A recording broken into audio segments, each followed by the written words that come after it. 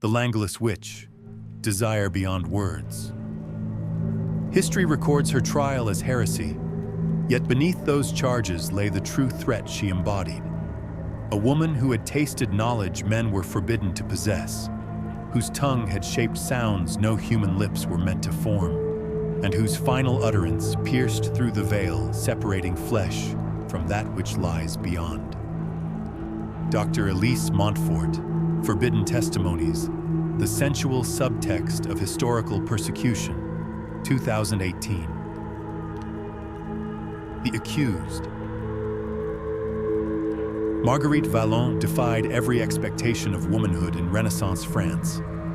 At 31, she remained unmarried by choice rather than circumstance.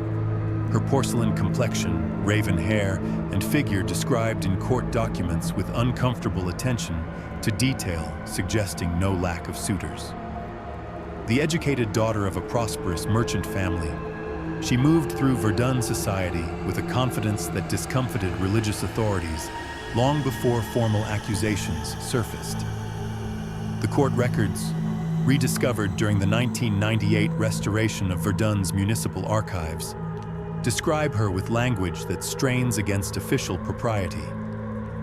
Uncommonly learned in tongues, both current and ancient, she demonstrates a mastery over language that allows her to bend men's minds to her will through nothing more than the shaping of her lips and the movements of her tongue. What precipitated her arrest in February 1542 was not the typical accusation of village misfortune, but the mysterious deaths of 3 Dominican monks who had visited her private library, a room that, according to witness testimony, she treated as intimately as a bedchamber, allowing few to enter its confines.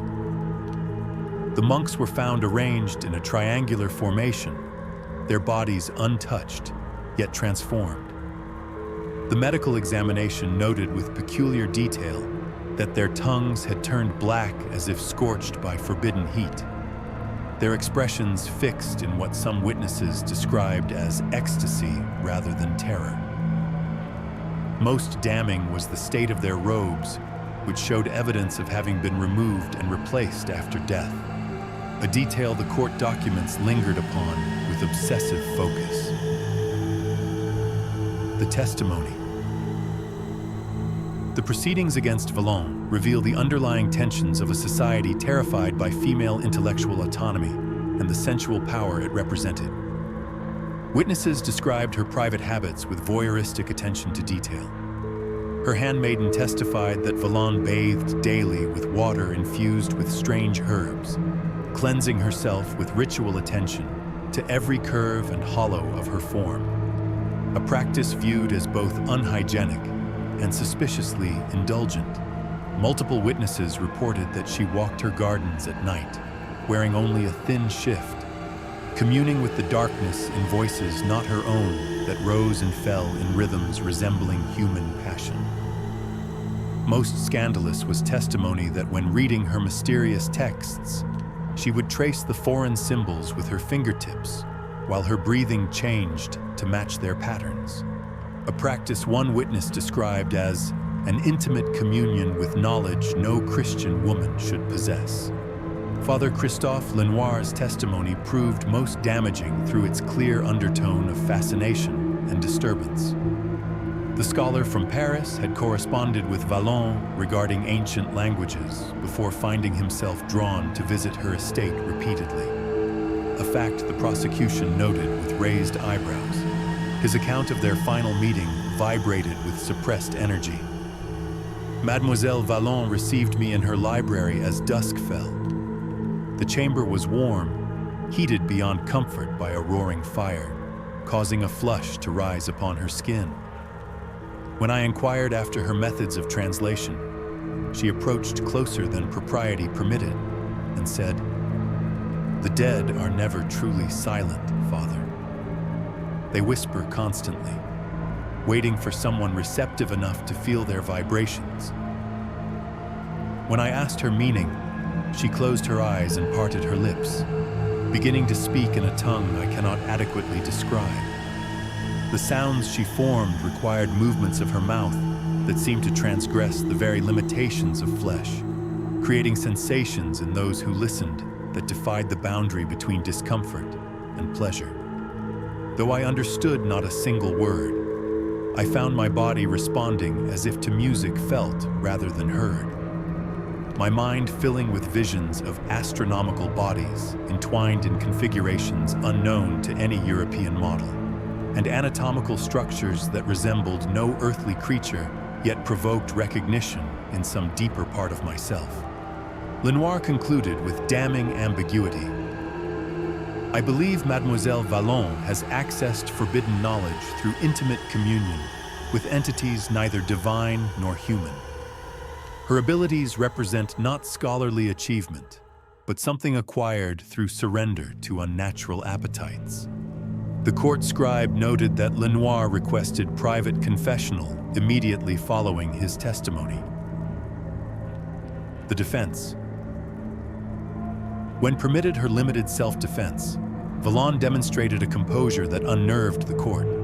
Standing in simple white garments, her unbound hair falling to her waist in defiance of modest convention, her voice never rising yet carrying to every corner of the chamber. Her defense betrayed no fear, only a subtle condescension toward her accuser's limited understanding. When questioned about the unknown languages in her possession, she responded with an eloquence that the transcript's note caused visible discomfort among the male observers. What you call unknown tongues are merely languages from elsewhere or elsewhen. The human body, the lips, the tongue, the throat, contains untapped potential for expression beyond your comprehension. I have simply learned to move in ways you have not yet imagined possible, guided by those who understand the body's true capabilities. When pressed about her teachers, Vallon offered the cryptic response that would be cited repeatedly in the verdict. There exists a library where all possible utterances are archived. Each vibration, each sound the body can produce, and the pleasure or terror each can evoke. I merely learned to access its forbidden sections by surrendering to the correct frequencies. Most damning was her explanation for the monks' deaths, delivered with disconcerting intimacy. They attempted to consume knowledge for which they were unprepared. Some texts must be approached gradually, with proper conditioning of both mind and body. They tried to possess what must first possess you. The results are unfortunately similar to ecstasy, too intense for mortal form to contain. The verdict. On April 17, 1542, the court pronounced its verdict: guilty of heresy, necromancy, and unnatural congress with entities contrary to God's creation. The judges, unable to maintain her gaze during the pronouncement, focused on the documents before them as they sentenced her to burning at the stake.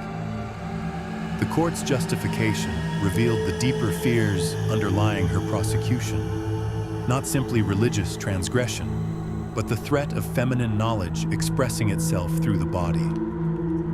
The accused has, through her own testimony, revealed congress with forces beyond divine providence. The unnatural knowledge she has taken into herself, through her eyes, through her lips, through acts we dare not detail in public record, represents contagion that may spread to others through proximity to her person.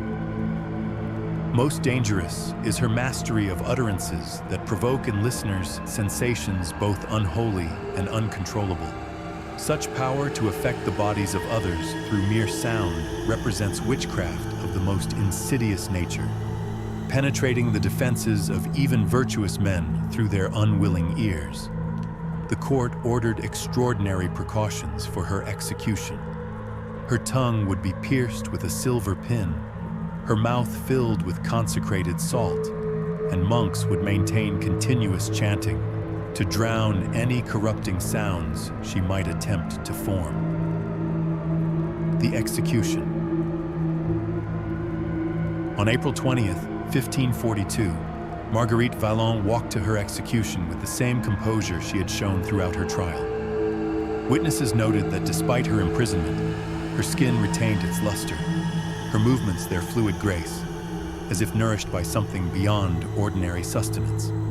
The 7 official witnesses, all men of religious or medical authority, positioned themselves closer to the stake than protocol required, their official duty to observe struggling against their obvious discomfort. As flames began to rise around her, the accounts describe a transformation in Valon's countenance. Not the expected agony, but what the physician's report clinically termed an expression similar to religious ecstasy or intimate culmination.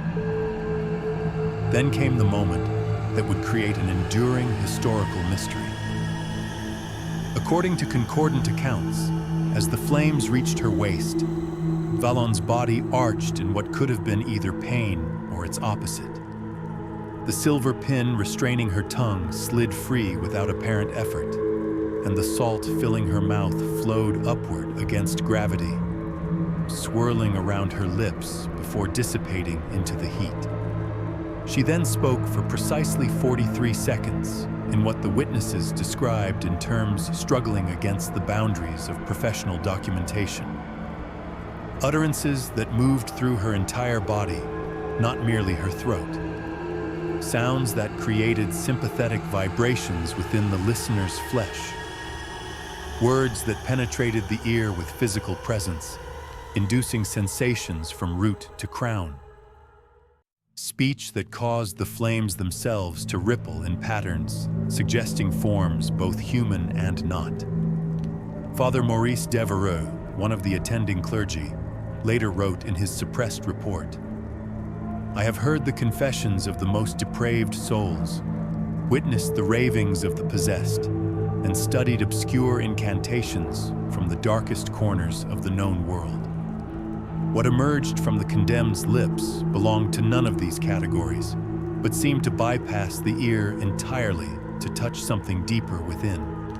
Though I comprehended not a single word, my body responded as if to physical contact rather than mere sound.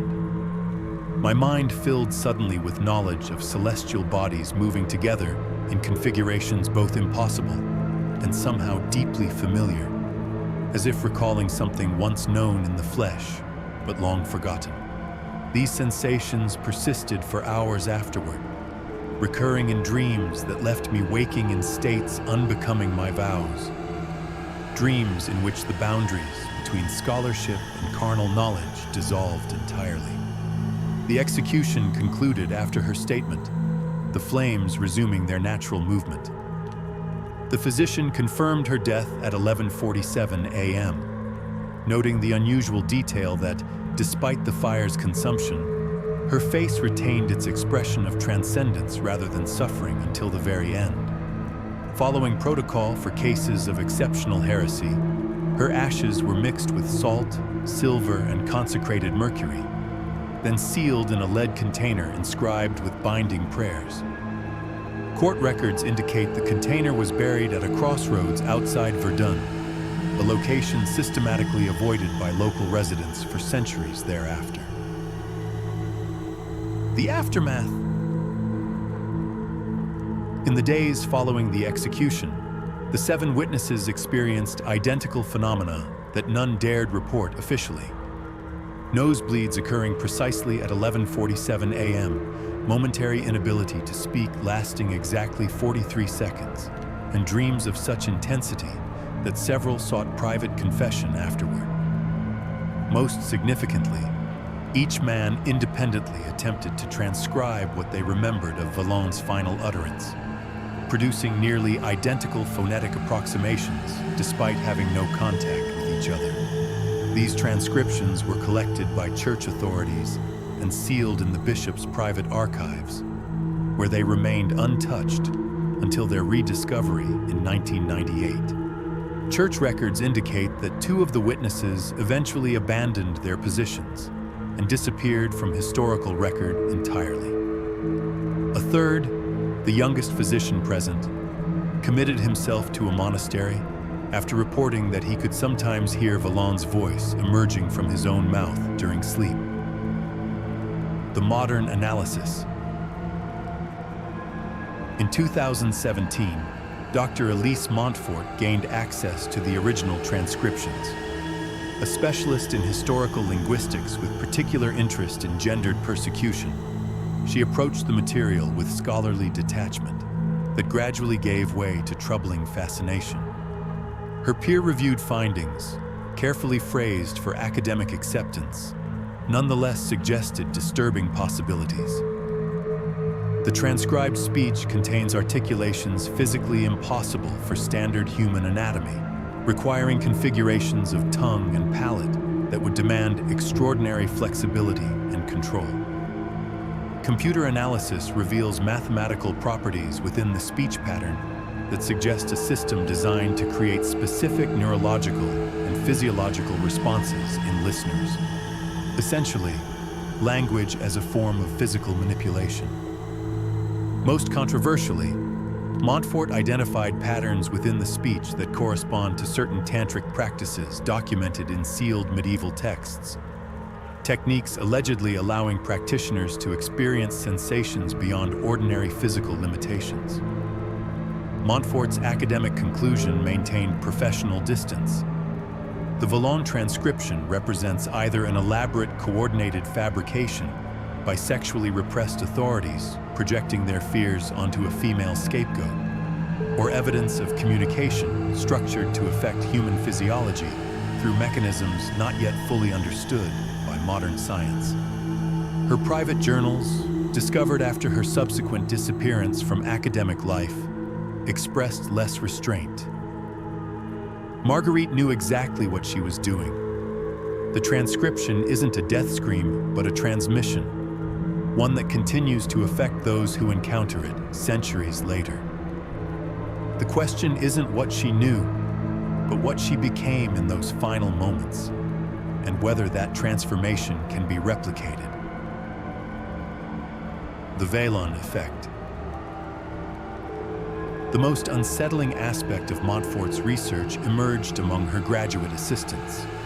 3 students working closely with the phonetic analysis reported symptoms mirroring the original witnesses: nosebleeds, temporary speech disruption, and dreams they refused to detail in research notes, but which one described as more intense than any physical encounter I've experienced.